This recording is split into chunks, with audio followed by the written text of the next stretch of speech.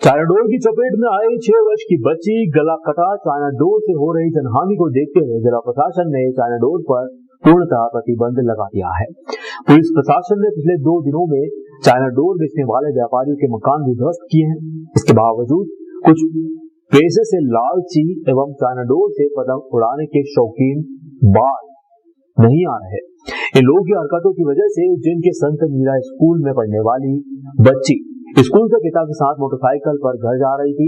उसी दौरान गले में अचानक से चाइना डोर फंस गई। इससे बच्ची का गला कट गया। वहीं सरकारी अस्पताल में बच्ची का इलाज किया गया है। 6 वर्ष की घायल बच्ची के पिता मोहम्मद ने बताया कि गत दिवस दोपहर में संत मीरा स्कूल से बच्ची को वह मोटरसाइकिल पर घर ले जा रहे थे। उसी दौरान अचानक से चाइना डोर बच्ची के गले पर चाट की। उसका गला कट गया। हालांकि मामूली चोट बालिका को आई है। इसके बाद सरकारी अस्पताल में बच्ची का इलाज करवाया गया।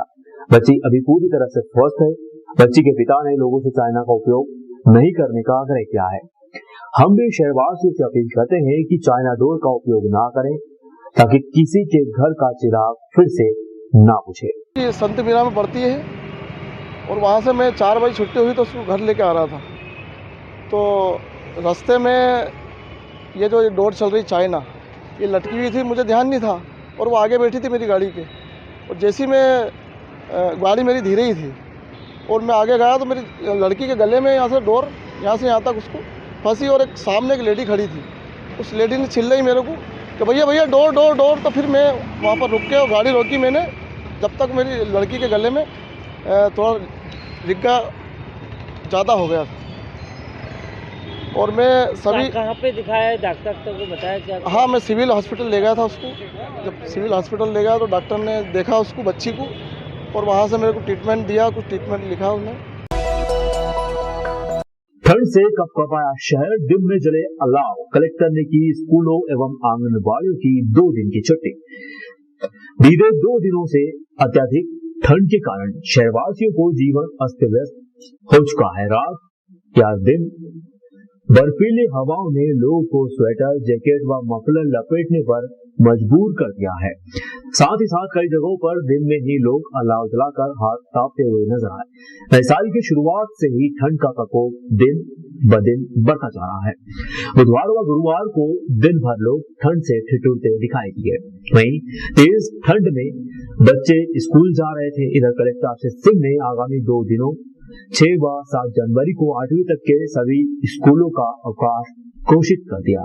इसके साथ ही स्कूल सहित जिले की सभी आंगनबाड़ी केंद्र का भी अवकाश घोषित किया है। सभी शासकीय एवं अशासकीय विद्यालय में नर्सरी से 8वीं कक्षा के बच्चों का अवकाश रहेगा।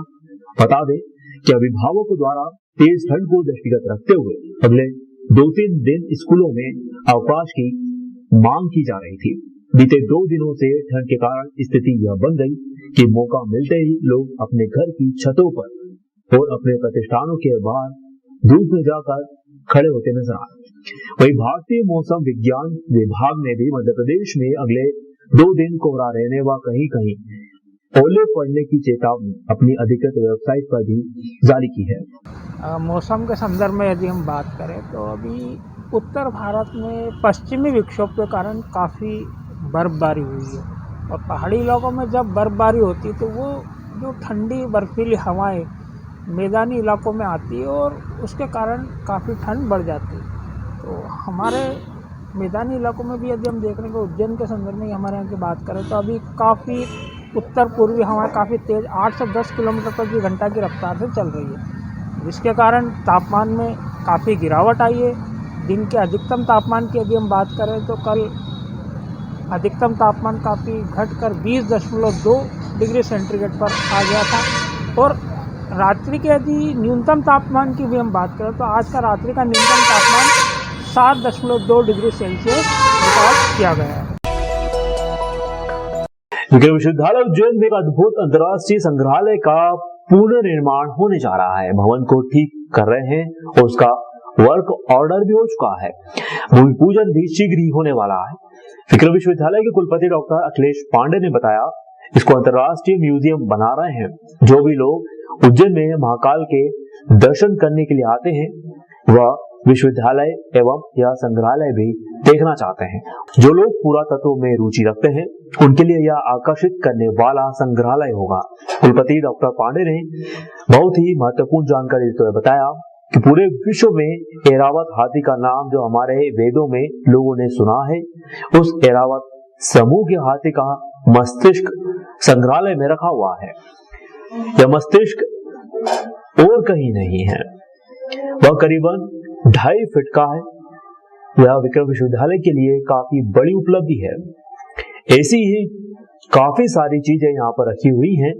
शिव जी की बहुत ही अलग अलग तरह की मूर्तियां भी यहाँ पर उपलब्ध हैं। विक्रम विश्वविद्यालय के पास एक ऐसी बहुत बड़ी महत्वपूर्ण धरोहर है, उसका म्यूजियम है कीर्ति मंदिर के पीछे, जिसमें पुरातत्व के बहुत सारे ऐसे विश्व स्तरीय जो फासिल हैं और दूसरी मूर्तियां हैं, बहुत सारी ऐसे बहुत रेयर किस्म की जो है चीज़ें वहाँ पे हैं। लेकिन उसकी बिल्डिंग बहुत ख़राब हो गई थी।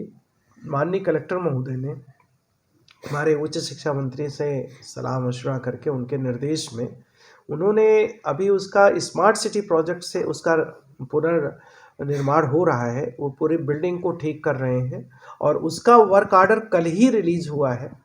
अभी वर्क आर्डर शुरू हो गया और 1-2 दिन में उसकी भूमि पूजन हो जाएगा।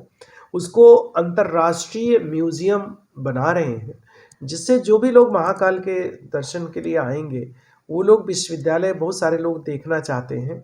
तो एक बहुत बड़ी सौगात वो विक्रम विश्वविद्यालय के लिए ही नहीं बल्कि पूरे शहर के लिए होगी, जहाँ बच्चे और सारे लोग जो उसको पुरातत्व में रखते हैं इंटरेस्ट, वो सारे लोग उसको आकर के देखें। कितने लागत है, तो कितने करोड़ की लागत? अभी उसको 8 करोड़ का जो है उन्होंने अभी वर्क ऑर्डर दिया है और ये प्रोजेक्ट जो है वो 15 से 20 करोड़ का है, जिसमें कि बहुत ही अंतर्राष्ट्रीय स्तर का वो म्यूजियम बनेगा। सर कितने समय में कंप्लीट हो जाए, क्या उम्मीद लगाई जा रही है? स्मार्ट सिटी प्रोजेक्ट के माध्यम से हो रहा है, तो मुझे लगता है 1 से 1.5 साल लगेगा उसमें। उज्जैन के थाना भैरवगढ़ क्षेत्र के ग्राम मोजमखेड़ी निवासी संदीप मालवी गत वर्ष 17 सितंबर को दोपहर अपने दोस्तों के साथ अर्टिगा कार से गोवा घूमने के लिए अपनी पत्नी को बोलकर निकला था, लेकिन 4 महीने होने के बाद भी वह अभी तक अपने घर पर नहीं लौटा है, जबकि उसके सभी दोस्त अपने घर पर लौट आए। संदीप की पत्नी वनिता मालवी ने इस विषय में भैरवगढ़ थाना क्षेत्र में शिकायती आवेदन भी दे रखा है। इसके बाद भी अभी तक पुलिस द्वारा कोई कार्रवाई नहीं की गई। बबीता मालवी ने अब परेशान होकर उज्जैन एसपी की शरण में पहुंचकर गुहार लगाई है। संदीप मालवी की पत्नी ने बताया कि उनके दोस्त विक्रांत पिता बंसीलाल मालवी, अभिषेक पिता गोवर्धन लाल मालवी, अरुण पिता प्रकाश मालवी, दीपक और पवन पिता मंगल सिंह मालवी, राहुल पिता ईश्वर मालवी निवासी ग्राम मोजमखेड़ी थाना भैरवगढ़ गोवा को घूमने के लिए बोलकर घर से ले गए थे। 20-21 सितंबर 2022 की मध्यरात्रि करीब 12 बजे के आसपास मेरे पति का मेरे मोबाइल पर मुझसे चर्चा कर बताया गया था, हम लोग गुजरात के भरूच के आसपास हैं। यहाँ एक होटल में मेरा अपहरण होटल संचालक अमित पटेल व मेरे 5 दोस्तों ने मिलकर कर लिया है। उसी दौरान फेसबुक लाइक कर उन्होंने मुझे कुछ फोटो भेजे थे। एक टोयोटा फॉर्च्यूनर कार फोटो भी भेजा और कहा कि कार वाला होटल वाला अमित पटेल है, यह सब मिलकर मेरी हत्या करने वाले हैं। उसके बाद से ही मेरा पति का मोबाइल डिस्कनेक्ट हो गया। अभी तक उनका कोई अता पता नहीं चला है। सारी जानकारी मैंने थाना भैरवगढ़ में भी दी, इसके बाद भी अभी तक कोई कार्रवाई नहीं की गई है। इसको लेकर आज हम एसपी साहब के पास में आई हूँ। रहने वाली 5 दोस्त मेरे पति के साथ में घूमने का गोवा का के घर से निकले थे 20 सितंबर को मेरे पति का फ़ोन आया था। वो 5 लड़के तो घर आ चुके और गुजरात से मेरे पति का फ़ोन आया था कि 5 लड़के मेरे दोस्त विक्रांत पिता बंसीलाल मोजमखेड़ी निवासी रहने वाले हैं। विक्रांत के साथ ही सब जूते कपड़े मेरे पति के सब घर लेके आ चुके हैं और मेरे पति का आता पता नहीं है। 4 महीने हो गए और कहीं कुछ पता नहीं है। उनका फ़ोन भी बंद आ रहा है और कहीं से कुछ पता नहीं है और कहीं से कोई सुनवाई नहीं हो रही है। 4 महीने हो गए। आपके पति का फ़ोन आया था कि उनके वहाँ से आने के बाद में?